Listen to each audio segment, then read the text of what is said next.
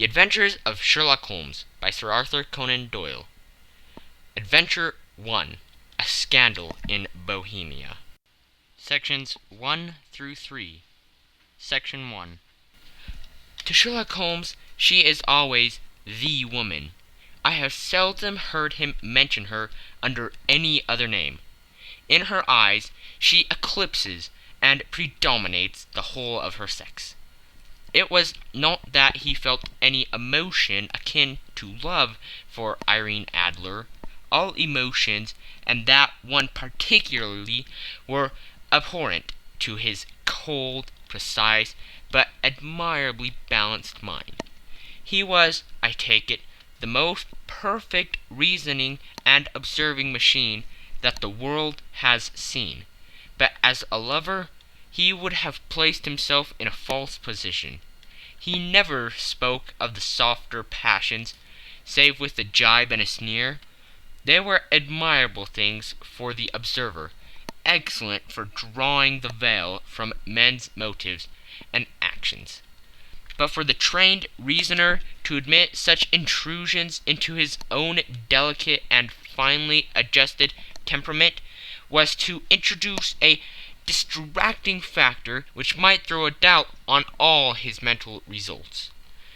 Grit in a sensitive instrument, or a crack in one of his own high-powered lenses, would not be more disturbing than a strong emotion in a nature such as his.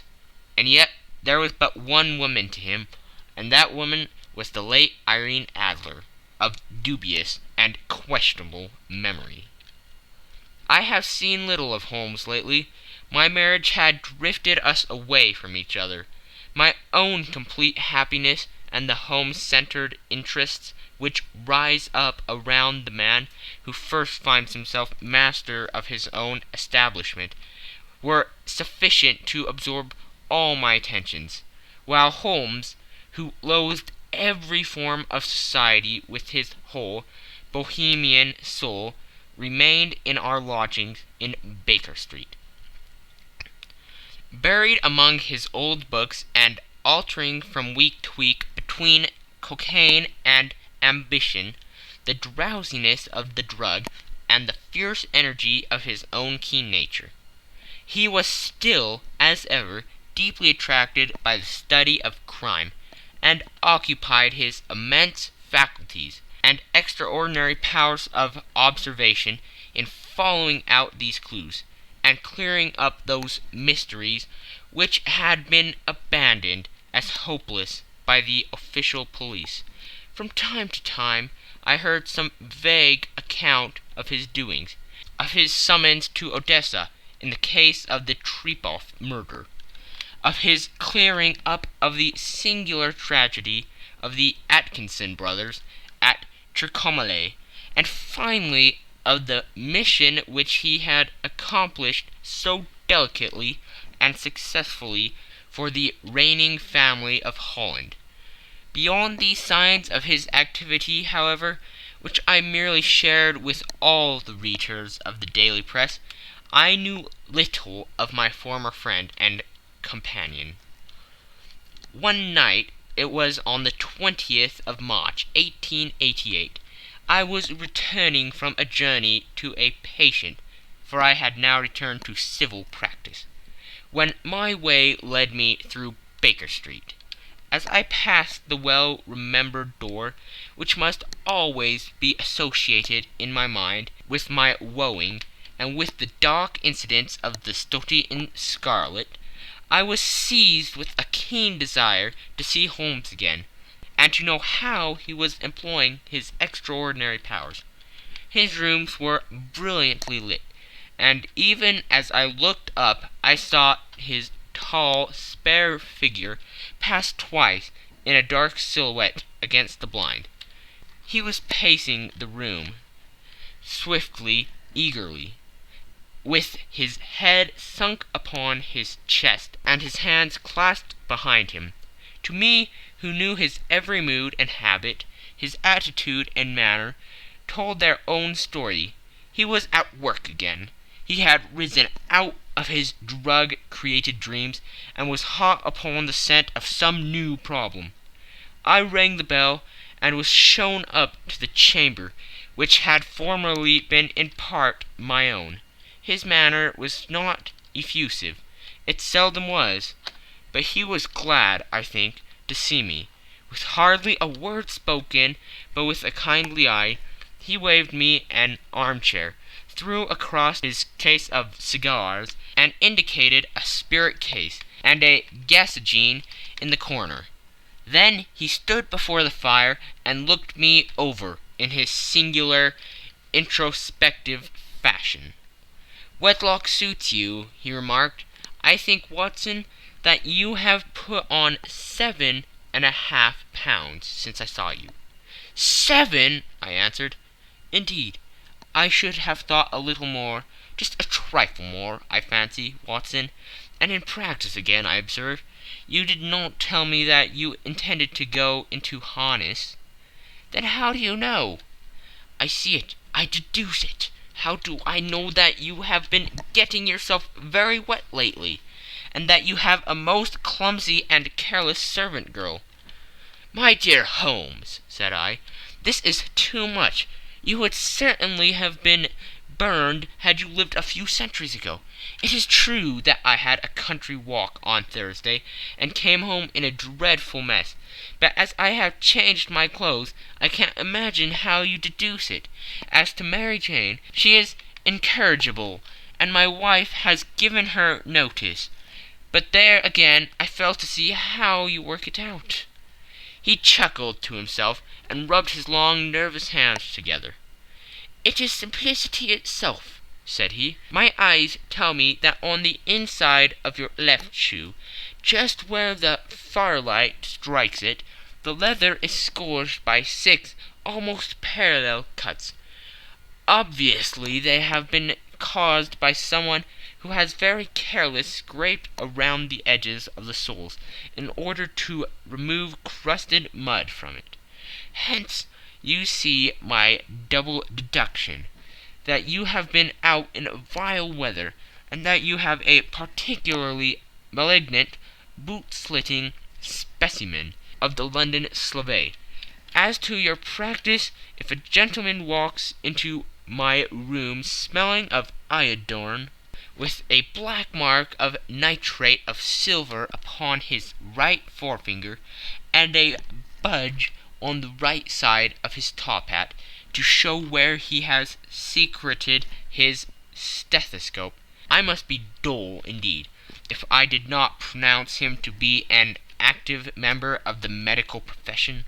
I could not help laughing at the ease with which he examined his process of deduction. "When I hear you give your reasons," I remarked, "the thing always appears to me to be so ridiculously simple that I could easily do it myself, though at each successive instance of your reasoning I am baffled until you explain your process. And yet I believe that my eyes are as good as yours." "Quite so," he answered, lighting a cigarette, and throwing himself down into an armchair. "You see, but you do not observe. The distinction is clear. For example, you have frequently seen the steps which lead up from the hall to this room?" "Frequently." "How often?" "Well, some hundred of times." "Then how many are there?" "How many? I don't know." "Quite so. You have not observed, and yet you have seen.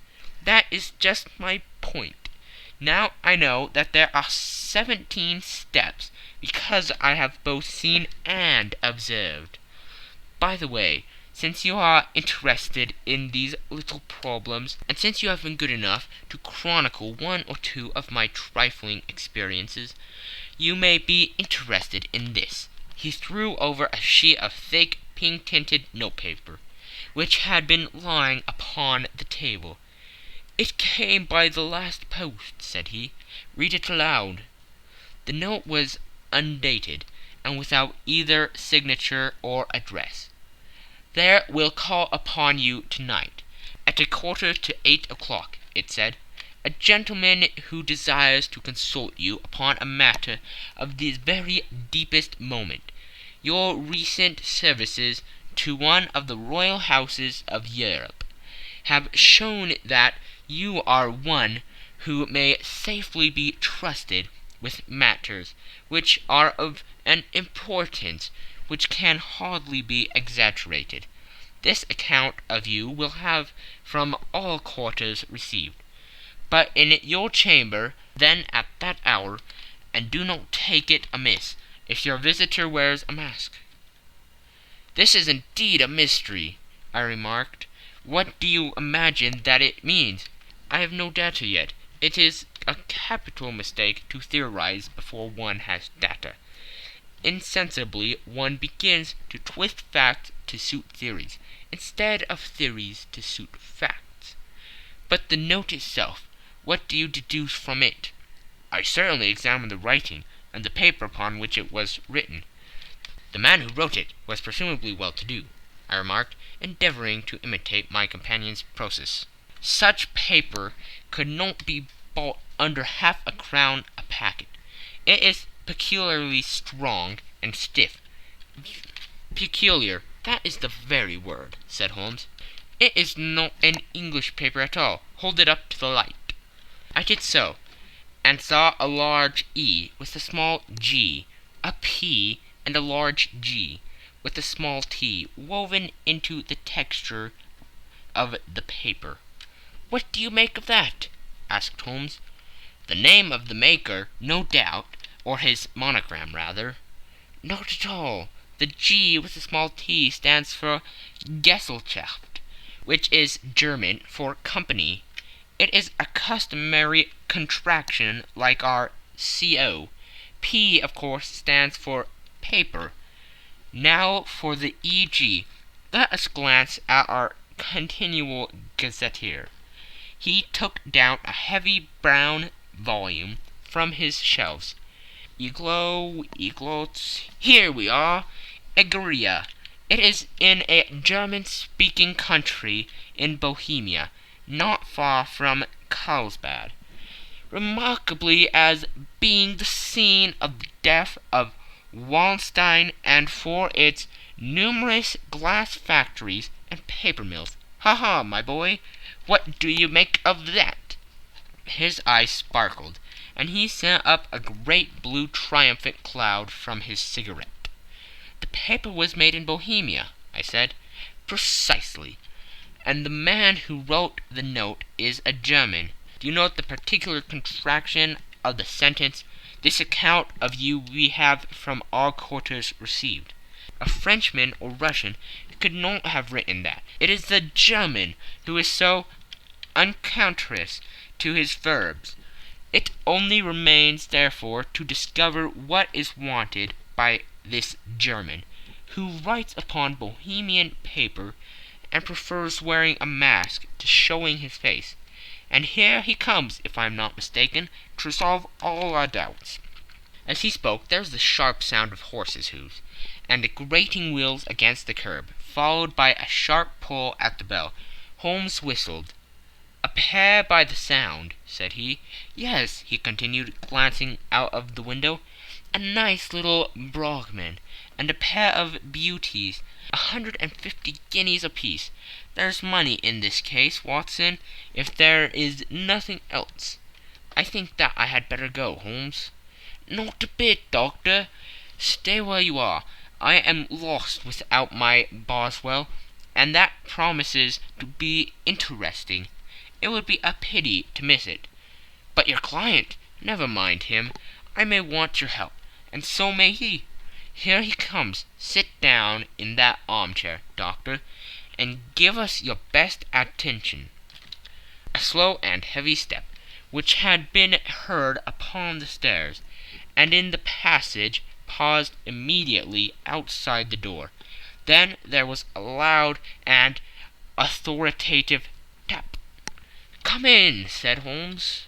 A man entered who could hardly have been less than 6 feet 6 inches in height, with the chest and limbers of a Hercules. His dress was rich with a richness which would, in England, be looked upon as akin to bad taste. Heavy bands of astrakhan were slashed across the sleeves and fronts of his double-breasted coat, while the deep blue coat, which was thrown over his shoulders, was lined with flame-colored silk and secured at the neck with a brooch, which consisted of a single flaming beryl. Boots which extended halfway up his calves, and which were trimmed at the tops with rich brown fur, completed the impression of barbaric opulence, which was suggested by the whole appearance.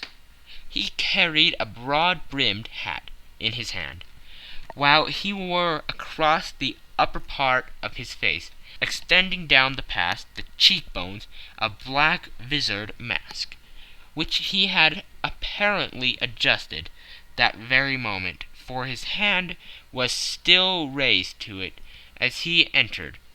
From the lower part of the face he appeared to be a man of strong character, with a thick hanging lip, and a long, straight chin suggestive of resolution, pushed to the length of obstinacy.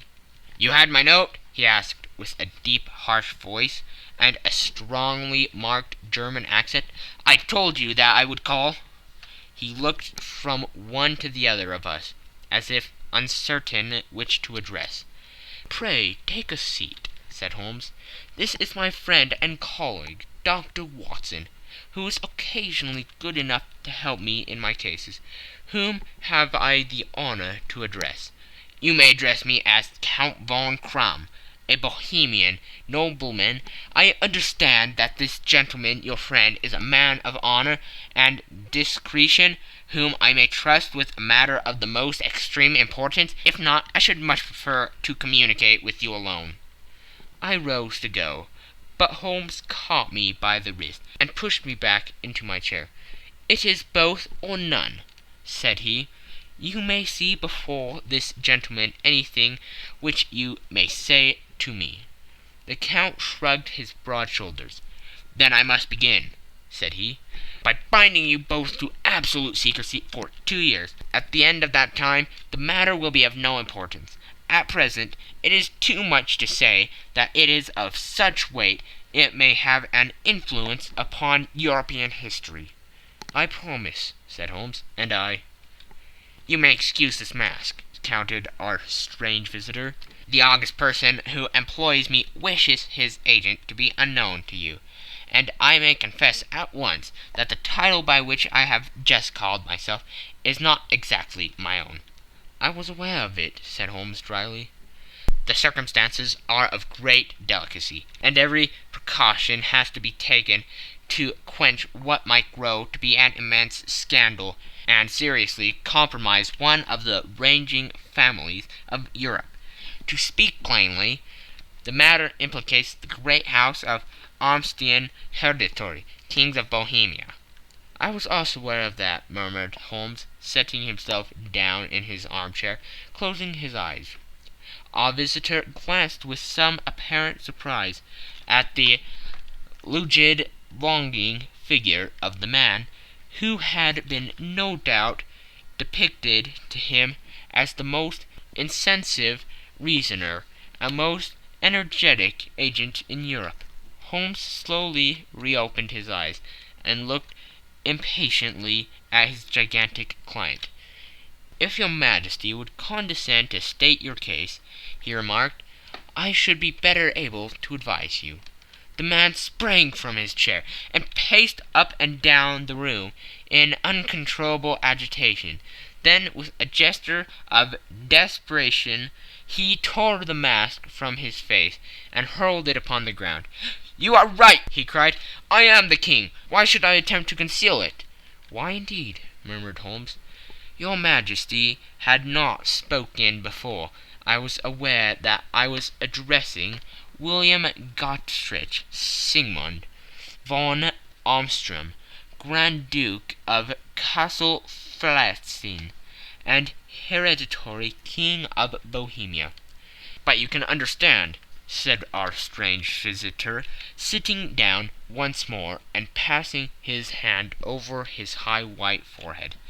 "You can understand that I am not accustomed to doing such business in my own person, that I could not confide it to an agent without putting myself in his power.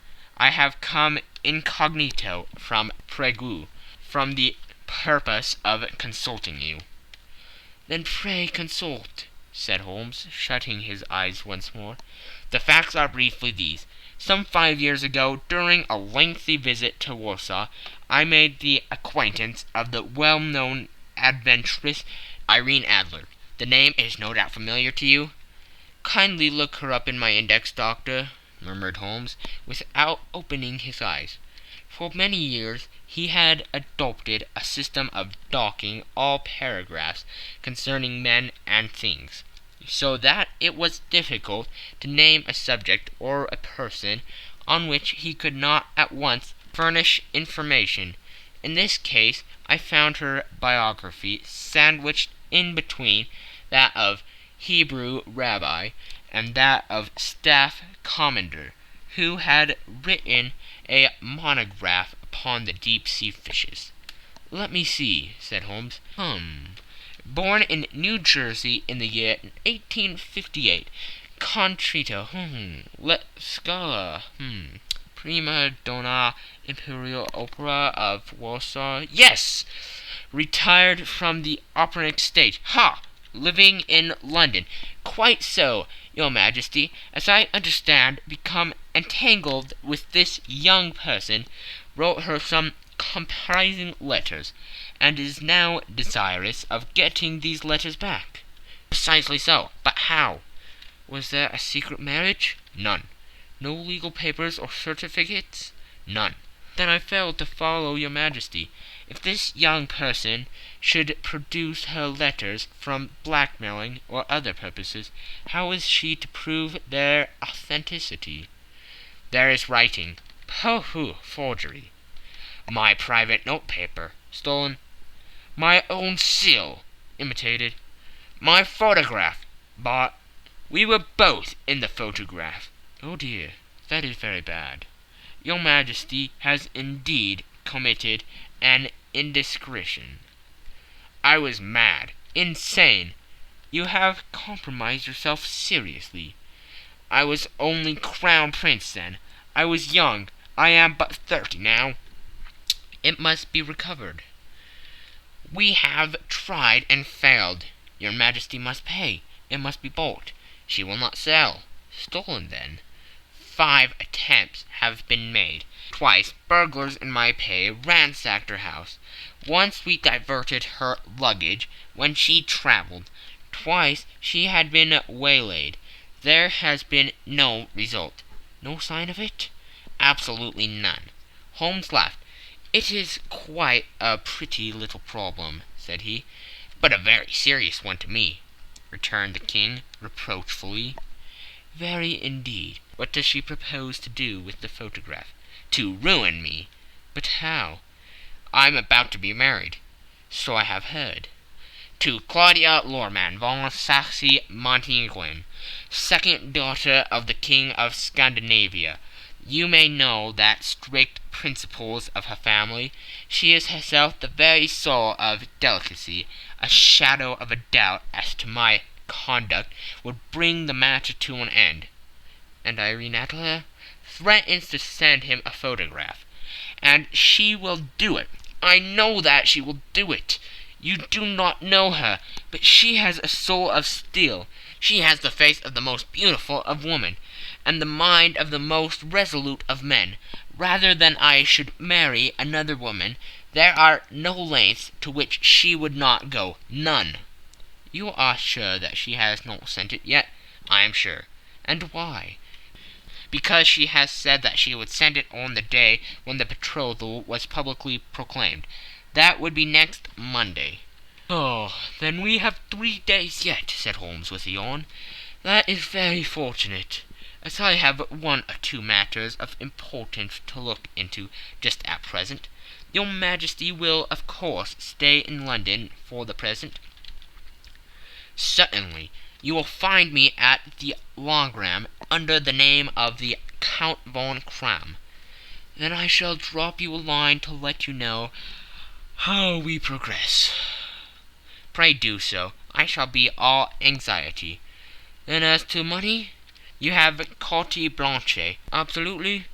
I tell you that I would give one of the provinces of my kingdom to have that photograph. And for the present expenses, the king took a heavy chamois leather bag from under his cloak and laid it on the table. There are 300 pounds in gold and 700 in notes, he said. Holmes scribbled a receipt upon a sheet of his notebook and handed it to him. And mademoiselle's address, he asked. Is Brony Lodge, Supretime Avenue, St. John's Wood. Holmes took a note of it. One other question, said he. Was the photograph a cabinet? It was. Then good night, your majesty, and I trust that we shall soon have some good news for you. And good night, Watson, he added, as the wheels of the Royal Brougham rolled down the street. If you will be good enough to call tomorrow afternoon at 3 o'clock, I should like to chat this little matter over with you. End of Section 1. Section 2. At 3 o'clock precisely, I was at Baker Street, but Holmes had not yet returned. The landlady informed me that he had left the house shortly after 8 o'clock in the morning. I sat down beside the fire, however, with the intention of awaiting him. However long he might be, I was already deeply interested in his inquiry, for though it was surrounded by none of the grim and strange features which were associated with the two crimes which I have already recorded, still the nature of the case and the exalted station of his client gave it a character of its own. Indeed, apart from the nature of the investigation which my friend had on hand, there was something in his masterly grasp of a situation, and his keen, incisive reasoning, which made it a pleasure to me to study his system of work, and to follow the quick, subtle methods by which he distinguished the most inextractable mysteries.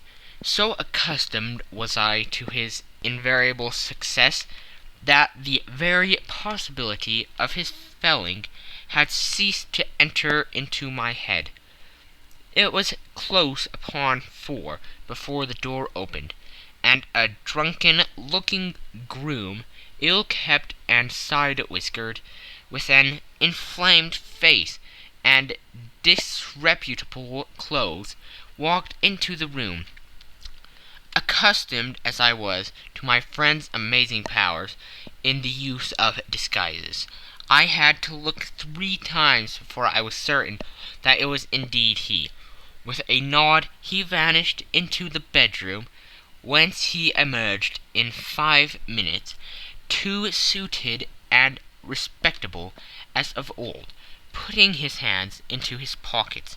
He stretched out his legs in front of the fire and laughing heartily for some minutes. Well, really, he cried, and then he choked and laughed again, until he was obliged to lie back, limp and helpless, in the chair. What is it? It's quite too funny. I am sure you could never guess how I employed my morning, or what I ended by doing. I can't imagine. I suppose that you have been watching the habits and perhaps the house of Miss Irene Adler? Quite so, but the sequel was rather unusual. I will tell you, however. I left the house a little after 8 o'clock this morning, in the character of a groom, out of work. There is a wonderful sympathy and freemasonry among horsemen, but one of them, and you will know all that there is to know, I soon found Brotny Lodge. It is a Bazille villa, with a garden at the back, but built on it right up to the road, 2 stories, chub lock to the door, large sitting room on the right side, well furnished with long windows almost to the floor, and those prosperous English window fasteners which a child could open. Behind there was nothing remarkable, save the passage window could be reached from the top of the courthill. I walked round it and examined it closely from every point of view, but without nothing anything else of interest. I then lodged down the street, and found, as I expected, that there was a news in a lane which runs down by one wall of the garden. I went the ostlers a hand in rubbing down their houses, and received in exchange 2 pence, a glass of half and half, 2 fills of shag tobacco, and as much information as I could desire about Miss Adler, to say nothing of half a dozen other people in the neighbourhood, in whom I was not in the least interested, but whose biographies I was compelled to listen to. "And what of Irene Adler?" I asked. "Oh, she has turned all the men's heads down in that part. She is the daintiest thing under a bonnet on the planet. So say the Sappratine News to a man. She lives quietly, sings at concerts, drives out at 5 every day, and returns at 7 sharp for dinner. Seldom goes out at other times, except when she sings. Has only 1 male visitor, but a good deal of him. He is dark, handsome, and dashing. Never calls less than once a day, and often twice. He is Mr. Godfrey Norton of the Inner Temple. See the advantages of a cabman as a confidant. They have driven him home a dozen of times from Serpentine Mews, and knew all about him. When I had listened to all they had to tell, I began to walk up and down near Briony Lodge once more, and to think over my plan of campaign. This Godfrey Norton was evidently an important factor in the matter. He was a lawyer. That sounded ominous. What was the relation between them, and what the object of his repeated visits? Was she his client, his friend, or his mistress? If the former, she had probably transferred the photograph to his keeping. If the latter, it was less likely on the issue of this question deepened whether I should continue my work at Briony Lodge, or turn my attention to the gentlemen's chambers in the Temple. It was a delicate point, and it wanted the field of my inquiry. I fear that I bore you with these details, but I have to let you see my little difficulties, if you are to understand the situation. "I am following you closely," I answered. I was still balancing the matter in my mind, when a hansom cab drove up to Briony Lodge, and a gentleman sprang out. He was a remarkably handsome man, dark, aquiline, and moustached, evidently the man of whom I have heard. He appeared to be in a great hurry, shouted to the cabman to wait, and brushed past the maid, who opened the door with the air of a man who was thoroughly at home. He was in the house about half an hour, and I could catch glimpses of him in the windows of the sitting-room, pacing up and down, talking excitedly, and waving his arms. Of her I could see nothing. Presently he emerged, looking even more flurried than before. As he stepped up into the cab, he pulled a gold watch from his pocket, and looked at it earnestly. "Drive like the devil," he shouted. "First to Gross and Humphrey's in Regent Street, and then to the Church of St. Monica in Edgware Road. Half a guinea if you do it in 20 minutes."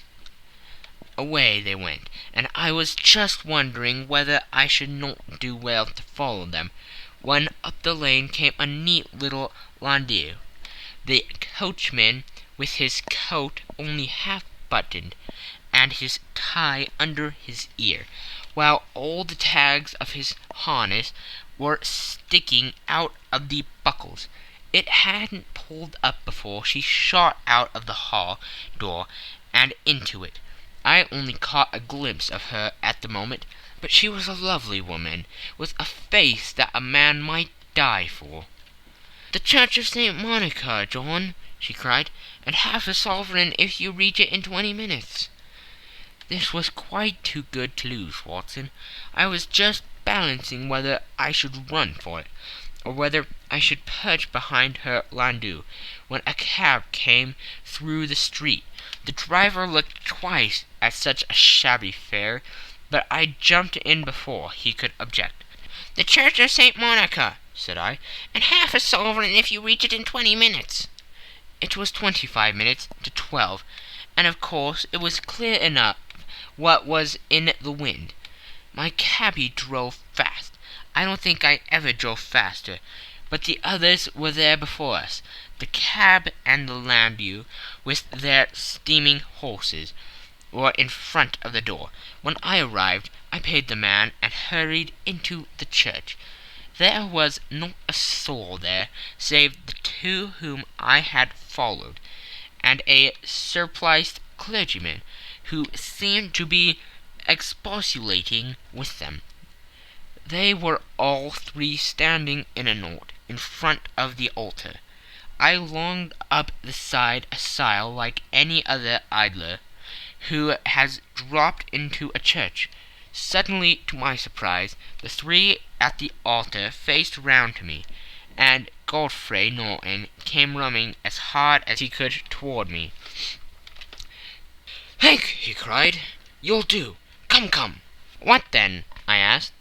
"Come, man, come, only 3 minutes, or it won't be legal." I was half dragged up to the altar, and before I knew where I was, I found myself mumbling responses which were whispered in my ear, and vouching for things of which I knew nothing, and generally assisting in the secure tying up of Irene Adler, spinster, to Godfrey Norton, bachelor. It was all done in an instant, and there was the gentleman thanking me on the one side and the lady on the other, while the clergyman beamed on me in front. It was the most preposterous position in which I ever found in my life, and it was the thought of it that startled me into laughing just now. It seems that there had been some informality about their license, that the clergyman absolutely refused to marry them without a witness of some sort, and that my lucky appearance saved the bridegroom from having to sally out into the street in search of a best man. The bride gave me a sovereign, and I mean to wear it on my watch chain in memory of the occasion. "That is a very unexpected turn of affairs," said I. "And what then?" "Well, I found my plans very seriously menaced. It looked as if the pair might take an immediate departure, and so necessity very prompt and energetic measures on my part. At the church door, however, they separated, he driving back to the temple, and she to her own house. "I shall drive out into the park at 5 as usual," she said, as she left him. I heard no more. They drove away in different directions, and I went off to make my own arrangements. "Which are?" "Some cold beef and a glass of beer," he answered, ringing the bell.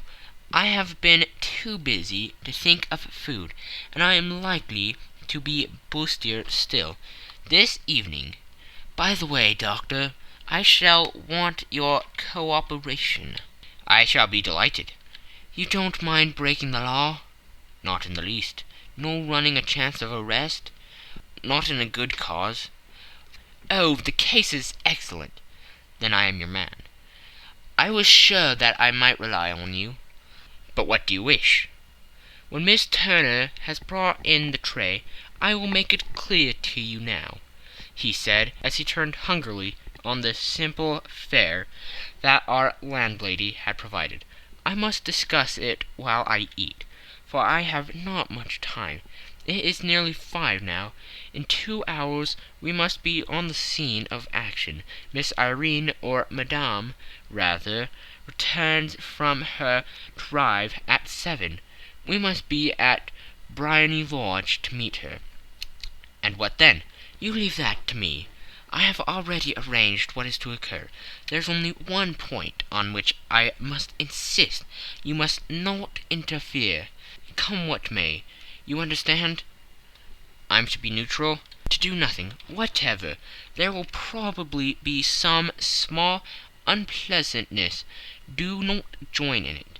It will end in my being conveyed into the house. 4 or 5 minutes afterwards the sitting-room window will be open. You are to station yourself close to that open window. Yes, you are to watch me, for I have been visible to you. Yes, when I raise my hand, so, you will throw into the room what I give you to throw, and will at the same time raise the cry of 'Fire!' You quite follow me?" "Entirely." "It is nothing more formidable," he said, taking a long cigar-shaped roll from his pocket. "It is an ordinary plumber's smoke rocket, fitted with a cap at either end, to make it self-lighting. Your task is confined to that. When you raise your cry of 'Fire!' it will be taken up by quite a number of people. You may then walk to the end of the street, and I will rejoin you in 10 minutes. I hope that I have made myself clear. I am to remain neutral, to get near the window, to watch you, and at your signal to throw this object, then to raise the cry of 'Fire!' and to wait you at the corner of the street." "Precisely." "Then you may entirely rely on me?" "That is excellent. I think, perhaps, it is almost time that I prepare for the new role I have to play." He disappeared into his bedroom, and returned in a few minutes, in the character of an amiable and simple-minded nonconformist clergyman. His broad black hat, his baggy trousers, his white tie, his sympathetic smile, and general look of peering and benevolent curiosity were such as Mr. John Hare alone could have equalled. It is not merely that Holmes changed his costume. His expression, his manner, his very soul seemed to vary every fresh part that he assumed. The stage lost a fine actor, even as science lost an acute reasoner when he became a specialist in crime. It was 6:15 when we left Baker Street, and it still wanted 10 minutes to the hour, when we found ourselves in Serpentine Avenue. It was already dusk, and the lamps were just being lighted as we paced up and down in front of Briony Lodge, waiting for the coming of its occupant. The house was just such as I had pictured it from Sherlock Holmes's succinct description, but the locale appeared to be less private than I expected. On the contrary, for a small street in a quiet neighborhood, it was remarkably animated. There was a group of shabbily dressed men smoking and laughing in a corner. A scissors grinder with his wheel, 2 guardsmen who were flirting with a nurse girl, and several well-dressed young men who were laughing up and down with cigars in their mouths. "You see," remarked Holmes, as we passed to and fro in front of the house, "this marriage rather simplifies matters. The photograph becomes a double-edged weapon now. The chances are that she would be as averse to its being seen by Mr. Godfrey Norton as our client is to coming to the eyes of his princess. Now the question is, where are we to find the photograph?" "Where indeed?" "It is most unlikely that she carries it about with her. It is cabinet-size, too large for easy concealment about a woman's dress. She knows that the king is capable of having her waylaid and searched. 2 attempts of the sort have already been made. We may take it, then, that she does not carry it about with her." "Where, then?" "Her banker or her lawyer. There is that double possibility, but I am inclined to think neither. Women are naturally secretive, and they like to do their own secreting. Why should she have it over to anyone else? She could trust her own guardsmanship, but she could not tell what indirect or political influence might be brought to bear upon a businessman. Besides, remember that she had resolved to use it within a few days. It must be where she can lay her hands upon it. It must be in her own house." "But it has twice been burgled." "Pshaw! They did not know how to look." "But how will you look?" "I will not look." "What then?" "I will get her to show me."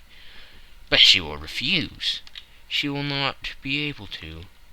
But I hear the rumble of wheels. It is her carriage.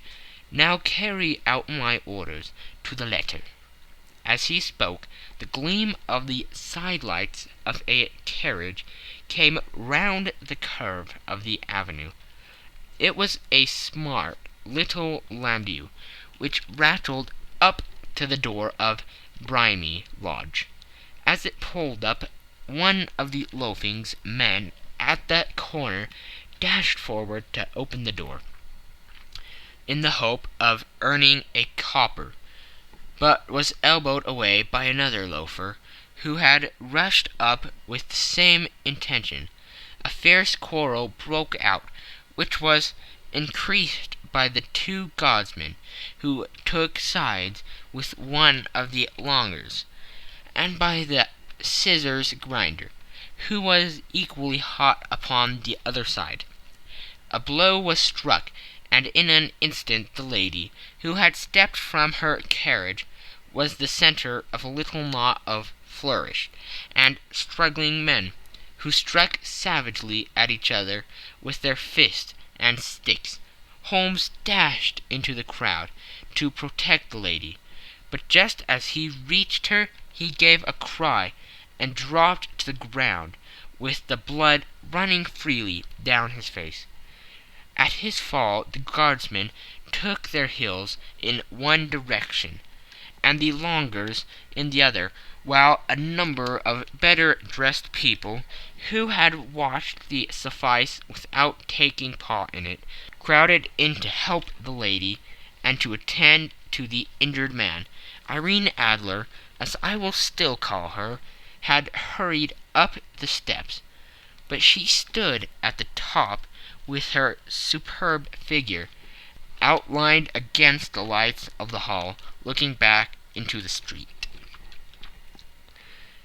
"Is the poor gentleman much hurt?" she asked. "He is dead!" cried several voices. "No, no, there's life in him!" shouted another. "But he'll be gone before you can get him to hospital." "He's a brave fellow," said a woman. "They would have got the lady's purse and watch if it hadn't been for him. They were a gang, and a rough one too. Ah, he's breathing now." "He can't lie here in the streets. May we bring him in, marm?" "Surely bring him into the sitting-room. There's a comfortable sofa. This way, please." Slowly and solemnly he was borne into the Brimy Lodge, and laid into the principal room, while I still observed the proceedings from my post by the window. The lamps had been lit, but the blinds had been drawn so that I could see Holmes as he lay upon the couch. I do not know whether he was seized with compunction at that moment for the part he was playing, but I know that I never felt more heartily ashamed of myself in my life than when I saw the beautiful creature against whom I was conspiring, or the grace and kindliness with which she waited upon the injured man. And yet it would be the blackest treachery to Holmes to draw back now from the part which he had entrusted to me. I hardened my heart, and took the smoke rocket from under my ulster. After all, I thought, we are not injuring her. We are but preventing her from injuring another. Holmes had sat up upon the couch, and I saw him motion like a man who is in need of air. A maid rushed across the threshold, opened the window. At the same instant I saw him raise his hand, and at the signal I tossed my rocket into the room, with a cry of "Fire!" The word was no sooner out of my mouth than the whole crowd of spectators, well dressed and ill, gentlemen, ulsters, and servant-maids, joined in the general shriek of "Fire!" Thick clouds of smoke curled through the room, and out those open windows I caught a glimpse of rushing fingers, and a moment later the voice of Holmes from within, assuring them that it was a false alarm. Slipping through the shouting crowd, I made my way to the corner of the street, and in 10 minutes was rejoiced to find my friend's arm in mine, and to get away from the scene of uproar. He walked swiftly and in silence for some few minutes, until we had turned down on one of the quiet streets which led towards the Edgware Road. "You did it very nicely, Doctor," he remarked. "Nothing could have been better. It is all right." "You have the photograph?" "I know where it is." "And how did you find out?" "She showed me, as I told you she would." "I am still in the dark." "I do wish to make a mystery," said he, laughing. "The matter was perfectly simple. You are, of course, saw that everyone in the street was an accomplice. They were all engaged for the evening." "I guessed as much." "Then, when the row broke out, I had a little moist red paint in the palm of my hand. I rushed forward, fell down, clapped my hand to my face, and became a piteous spectacle. It is an old trick." "That also I could fathom." "Then they carried me in. She was bound to have me in. What else could she do?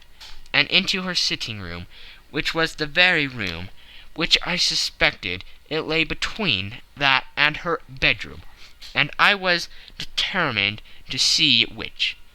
They laid me on a couch. I motioned for air.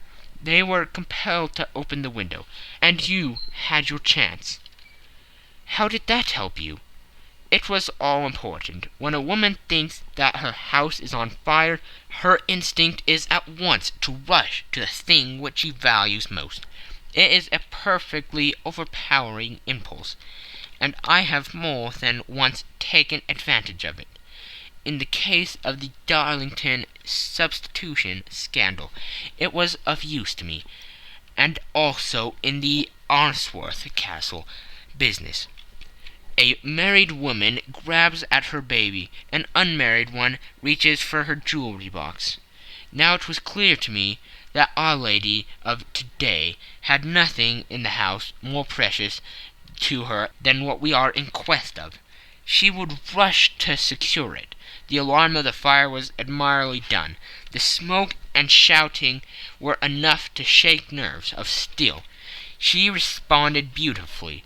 The photograph is in a recuse behind a sliding panel, just above the right bell pull. She was there in an instant, and I caught a glimpse of it as she half drew it out. When I cried out that it was a false alarm, she replaced it, glancing at the rocket, rushed from the room, and I have not seen her since. I rose, and making my excuses, escaped from the house. I hesitated whether to attempt to secure the photograph at once, but the coachman had come in, and as he was watching me narrowly, it seemed safer to wait. A little over precipitance may ruin all. "And now?" I asked. "Our quest is practically finished. I shall call with the king tomorrow, and with you, if you care to come with us. We will be showed into the sitting-room to wait for the lady. But it is probable that when she comes she may find neither us nor the photograph. It might be a satisfaction to his Majesty to regain it with his own hands." "And when will you call?" "At 8 in the morning. She will not be up, so that we shall have a clear field. Besides, we must be prompt, for this marriage may mean a complete change in her life and habits. I must wire to the king without delay." We had reached Baker Street, and had stopped at the door.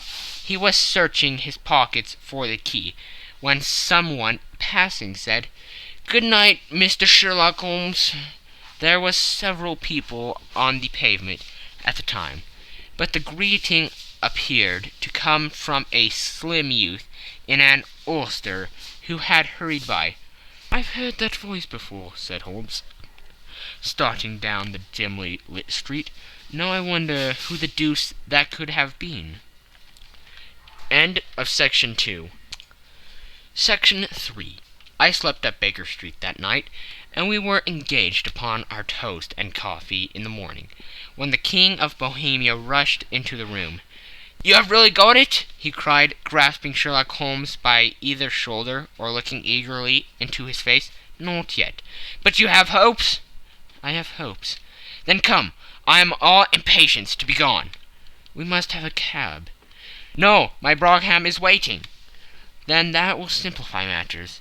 We descended, and started off at once more for Bombay Lodge. "Irene Adler is married," remarked Holmes. "Married? When?" "Yesterday." "But to whom?" "To an English lawyer named Norton." "But she could not love him." "I am in hopes that she does." "And why in hopes?" "Because it would spare your Majesty all fear of future annoyance. If the lady loves her husband, she does not love your Majesty. If she does not love your Majesty, then there is no reason why she should interfere with your Majesty's plan." "It is true, and yet, well, I wish she had been of my own station. What a queen she would have made." He relapsed into a mood silence, which was not broken until we drew up in Serpentine Avenue. The door of Brimary Lodge was open, and an elderly woman stood up the steps. She watched us with a sardonic eye as we stepped from the brougham. "Mr. Sherlock Holmes, I believe," said she. "I am Mr. Holmes," answered my companion, looking at her with a questioning and rather startled gaze. "Indeed, my mistress told me that you were likely to call. She left this morning with her husband by the 5:15 train from Charing Cross for the Continent." "What?" Sherlock Holmes staggered back with the chagrin and surprise. "Do you mean that she has left England?" "Never to return." "And the papers?" asked the king hoarsely. "All is lost." "We shall see." He pushed past the servant and rushed into the drawing-room, followed by the king and myself. The furniture was scattered about in every direction, with the dismantled shelves and open drawers, as if the lady had hurriedly ransacked them before her flight.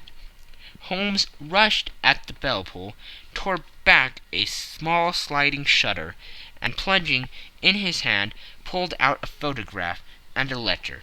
The photograph was of Irene Adler herself, in evening dress. The letter was superseded to Sherlock Holmes, ESQ, to be left till called for. My friend tore it open, and we all three read it together. It was dated midnight of the preceding night, and ran in this way. My dear Mr. Sherlock Holmes, you really did it well. You took me in completely. Until after the alarm of fire I had not a suspicion. But then, when I found how I had betrayed myself, I began to think. I had been warned against you months ago. I had been told that if the king employed an agent, it would certainly be you, and your address had been given me. Yet, with all this, you made me reveal what you wanted to know.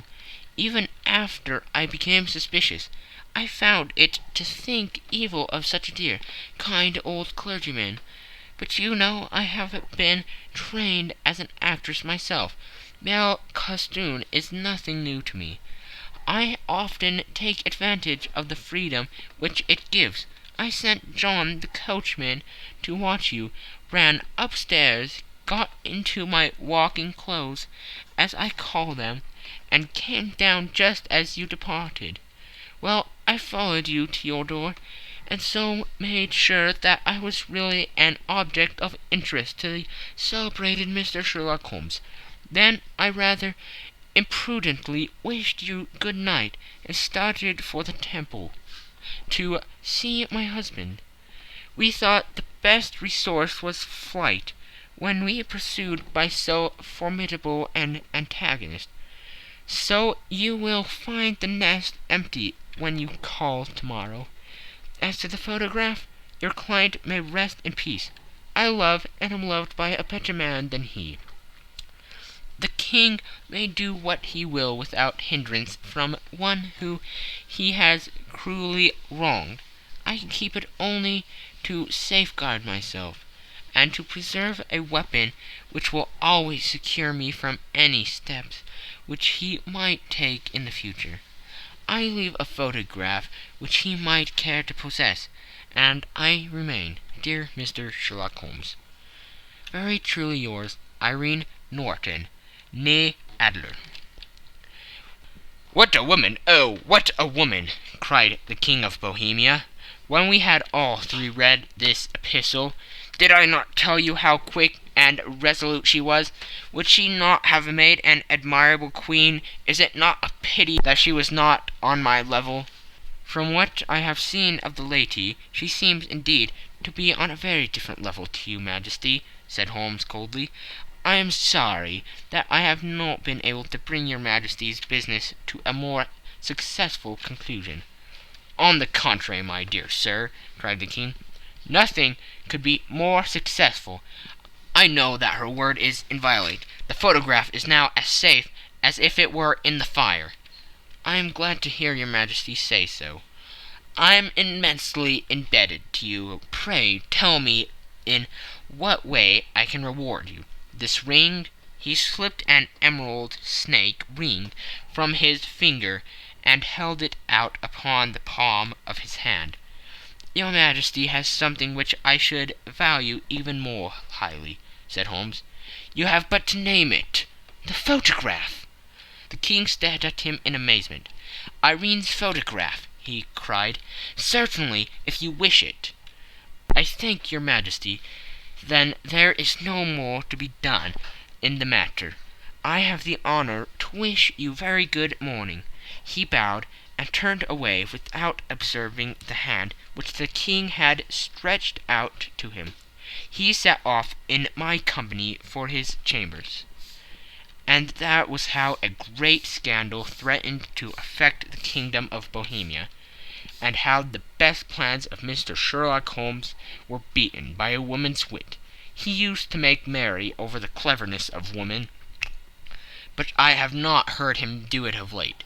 And when he speaks of Irene Adler, or when he refers to her photograph, it is always under the honorable title of the woman. End of section 3. End of the scandal in Bohemia. This is a TBOL3 production.